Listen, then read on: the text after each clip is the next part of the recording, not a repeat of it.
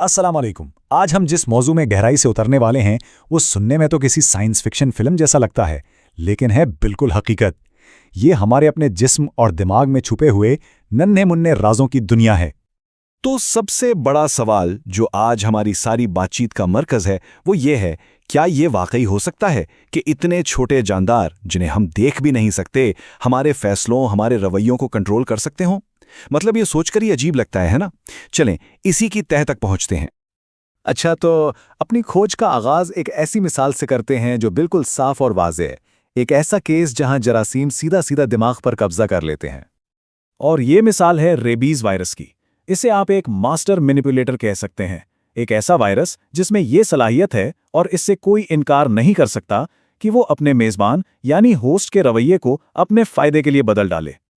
अब जरा इस बात की हैरानी देखें। रेबीज वायरस में होते हैं सिर्फ 5 जीन्स, सिर्फ 5। इसके मुकाबले में एक कुत्ते में होते हैं तकरीबन 19,000 जीन्स और एक इंसान में कोई 21,000। तो सवाल ये उठता है कि इतनी मामूली सी चीज़ इतने पेचीदा जानदारों को आखिर कंट्रोल कैसे कर लेती है? तो आखिर ये होता कैसे है? देखिए, वायरस की स्ट्रैटेजी कमाल की है। सबसे पहले ये किसी के काटने से जिस्म में दाखिल होता है। फिर ये ऐसे प्रोटीन्स बनाता है जो सीधा आसाबी निज़ाम यानी नर्वस सिस्टम पर असरअंदाज होते हैं। इससे क्या होता है, मेज़बान बेचैन और बहुत गुस्से वाला हो जाता है और आखिर में यही गुस्सा और जारिहत उसे किसी और को काटने पर उकसाती है, जिससे वायरस और फैल जाता है। कितना खौफनाक लेकिन कितना मौसर मंसूबा है। तो रेबीज की ये मिसाल तो बिल्कुल साफ है, लेकिन अब सवाल ये पैदा होता है और ये ज़रा ज़्यादा पेचीदा और ज़ाती है कि क्या ऐसा ही कुछ, शायद इतने ड्रामेटिक अंदाज में नहीं, लेकिन हमारे अपने जिस्मों के अंदर भी हो रहा है। और यही वो बड़ा सवाल है, क्या हमारी आंतों में रहने वाले बैक्टीरिया हमारे रवैये पर इस तरह असर डाल सकते हैं कि उससे उन्हें फ़ायदा हो? यह आजकल साइंस की दुनिया में एक बहुत बड़ी बहस है और बहुत दिलचस्प भी। अच्छा, इंसानों की बात करने से पहले जरा जानवरों की दुनिया से कुछ इशारे देखते हैं। रिसर्च से ये बात सामने आई है कि कुछ बैक्टीरिया मक्खियों को अपनी खुराक बदलने पर मजबूर कर सकते हैं। वो उन्हें ऐसी चीज़ें खाने पर उकसाते हैं जो खुद उन बैक्टीरिया के फलने फूलने में मदद करें। ये गालिबन मक्खी के नर्वस सिस्टम और उसकी सूंघने की हिस्स को बदलकर किया जाता है। तो इससे ये तो साबित होता है कि कुदरत में ऐसा मुमकिन है। तो चलें अब इंसानों के केस पर आते हैं और सबूतों को देखते हैं। हम अपने मरकजी मुल्ज़म यानी हमारी आंतों के बैक्टीरिया के हक में और उनके खिलाफ दोनों तरफ के दलाइल पर नजर डालेंगे।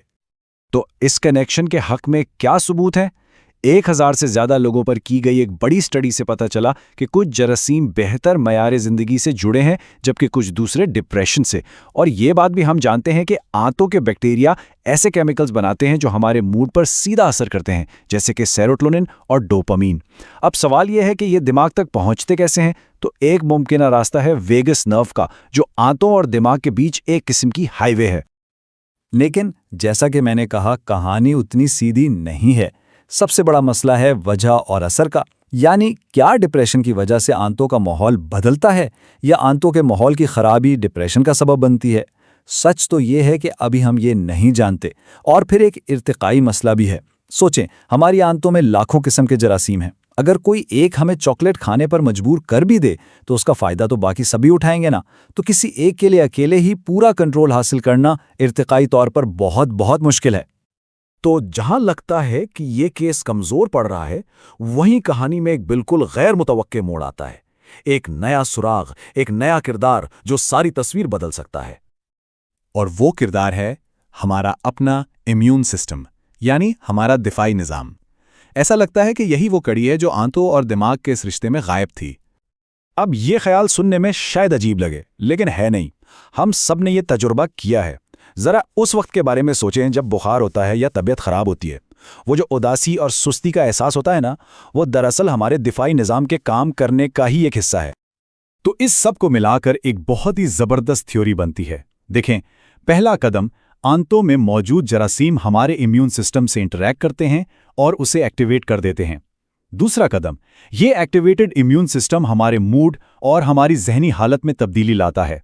और नतीजा, जरासीम बराह रास्त दिमाग को कंट्रोल नहीं कर रहे, बल्कि वो इम्यून सिस्टम के जरिए बिलवास्ता तौर पर हमारे जहन पर असर डाल रहे हैं। ये थ्योरी बहुत सी गुत्थियों को सुलझा देती है। लेकिन बात यहीं ख़त्म नहीं होती। सच पूछे तो हमने तो अभी सिर्फ शुरुआत की है। आंतें तो इस बड़ी तस्वीर का सिर्फ एक छोटा सा हिस्सा है। हमारे जिस्म के अंदर तो एक पूरी कायनात आबाद है और ये राज हमारी सोच से कहीं ज्यादा गहरा और बड़ा है। ये मामला सिर्फ आंतों का नहीं है। हमारी जिल्द, हमारे फेफड़े, हमारा मुंह, हमारे जिस्म की हर जगह पर अपने मुनफरिद माइक्रोबायोम्स हैं। ये सब अलग अलग दुनियाओं की तरह हैं और सच ये है कि हम इनके बारे में अभी बहुत ही कम जानते हैं। और बात सिर्फ बैक्टीरिया तक भी महदूद नहीं, हमारे जिस्मों में वायरस और फंगस की भी एक पूरी कायनात आबाद है। मिसाल के तौर पर फेजेस को ले लें, ये वो वायरस हैं जो हमारे अपने बैक्टीरिया को इन्फेक्ट करते हैं। ये तो समझें कि खास के अंदर एक और राज है। और ये सब हमें एक बहुत ही हैरानकुन नतीजे पर पहुंचाता है। देखें, हम साइंस फिक्शन में दूसरे सियारों पर एलियंस ढूंढते रहते हैं, है ना? लेकिन एक बात तो अब बिल्कुल पक्की है, एलियंस हमारे अपने जिस्मों के अंदर ही मौजूद हैं और ये साइंस फिक्शन वाले एलियंस से कहीं कहीं ज्यादा अहम है। तो इसी आखिरी सवाल के साथ हम अपनी आज की बात खत्म करते हैं। जैसे जैसे हम अपने अंदर के इन एलियंस को समझना शुरू करेंगे, ये इल्म हमारी जिंदगियों को बदल कर रख देगा। शायद आज या कल नहीं, लेकिन सोचें 22वीं सदी में ये नन्हे जानदार हमारी जिंदगियों को कैसे बदलेंगे। ये एक ऐसा सवाल है जो आने वाली दहाइयों में साइंस और मेडिसिन का रुख मुतय्यन करेगा।